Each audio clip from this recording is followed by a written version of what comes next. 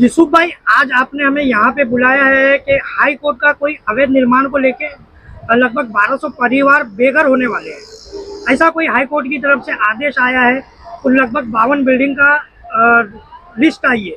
क्या बताना चाहोगे, क्या जानकारी दोगे? अस्सलाम वालेकुम वरहमतुल्लाहि वबरकातुहू। जय हिंद, जय महाराष्ट्र, जय भीम, जय शिवराय।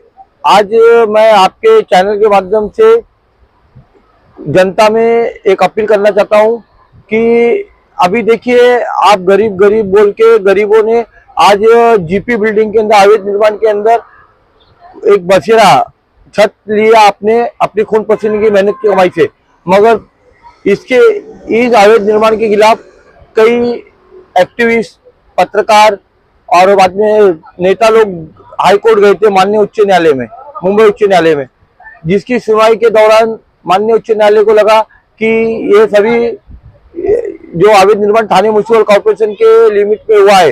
जिस तरह से हाईकोर्ट ने नाला सुपारा के अंदर कुछ 64 बिल्डिंग अवैध घोषित करके उनको जमींदोज करने का ऑर्डर दिया था, मगर उन बिल्डिंग अवैध निर्माणों में रहने वाले जो बेचारे रहवासी थे उनका तो एकदम वांदा हो गया। मतलब उन लोगों को तो बेघर हो गए उन लोग और फुटपाथ पे रहने के मजबूर हो गए। इसी तरह से थाने म्युनिसिपल कॉर्पोरेशन के अंदर मुमरा, कलवा, दीवा के अंदर जो धड़ल्ले से आज अवैध निर्माण चालू है, वो भी यह अवैध निर्माण और सिर्फ थाने महानगर पालिका में जो भ्रष्ट अधिकारियों की एक टीम है, उन्हें बोला गया है कि आप अवैध निर्माण होने मत दीजिए, अतिक्रमण विभाग है, इनकी जिम्मेदारी रहती है।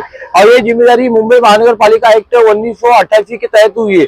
उनकी नियुक्ति की जाती है और उन्हें पगार दिया जाता है। ये पगार हम और आपके टैक्स के रूप में जो पैसा लिया था हमारे और आपसे, वो टैक्स के रूप में पैसा लेगा जो उनको पगार दी जाती है कि आप अपने क्षेत्र के अंदर गलत गतिविधियों को रोके, अवैध निर्माण को रोके, अतिक्रमण को रोके।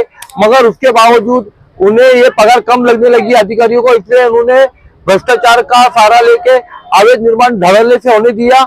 इनकी देखरेख में हुआ है अधिकारियों के।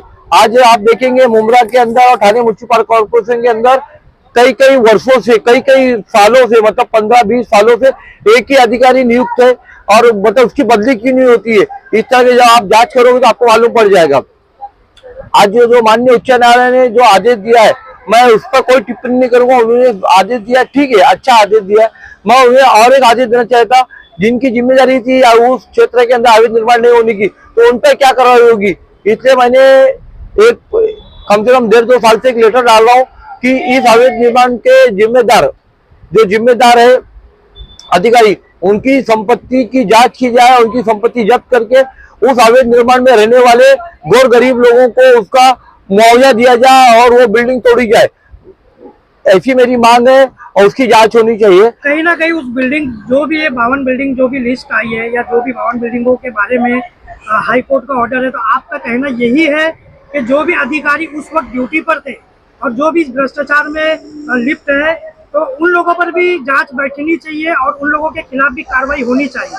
ये जांच बैठने के लिए ऑलरेडी नियम है, कायदा है। वो कायदे के अंदर ये इनको बिठा के इन पे इनकी संपत्ति जब्त की जाए, इनकी संपत्ति की जांच की जाए। जब ये नौकरी पे आए थे तो उस टाइम इनकी संपत्ति कितना फूक गए थे और आज कितनी लीगल है और इलीगल है इनकी संपत्ति, पूरी जब्त करके इनकी जांच करने के बाद जब्त करे, संपत्ति जब्त करके।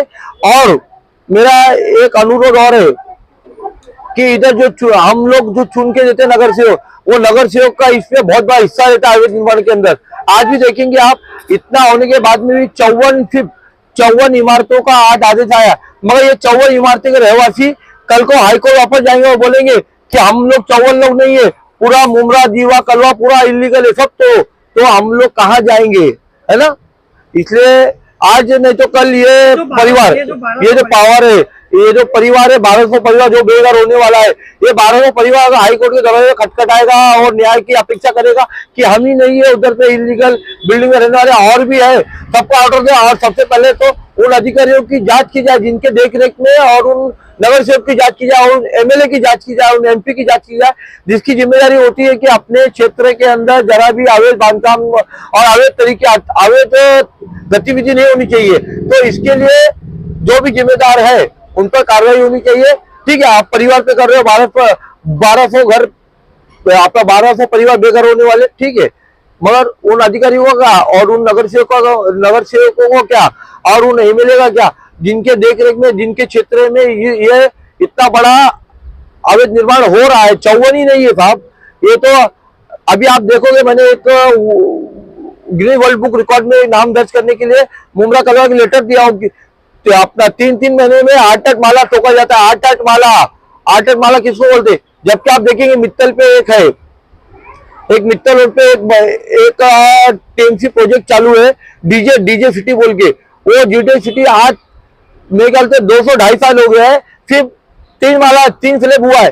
तो ये 3-3 महीने में 10-10 माला कैसा करा करते, इसकी भी जांच है और किसके आशीर्वाद करते। जबकि मैं मोहम्मद यूसुफ फारूक खान खुद एक लेटर दे दे थक गया हूँ, उस पर कार्रवाई नहीं। अधिकारी एकदम नींद मार के सोते।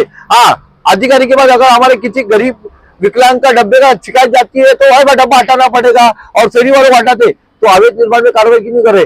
जबकि आप देखेंगे एक बहुत बड़ा प्रोजेक्ट चालू टीएमसी का, और वो टीएमसी का प्रोजेक्ट मुझे ऐसा सुनने में आया है कि फेरी वालों की मंडी के ऊपर हो रहा है। तो महानगर पालिका ने हॉकर जोन भी नहीं बनाया अभी तक, जबकि 2009 का एक धोरण है, फेरी वाला धोरण, उसके तहत सुप्रीम कोर्ट ने आदेश दिया था कि आप अपने अपने महानगर पालिकाओं के क्षेत्र के अंदर फेरी वाला जोन बनाकर उन फेरी वालों को वहां बसाए, ताकि अपना रोजी रोजगार कर सके। इस तरह का कोई भी नहीं।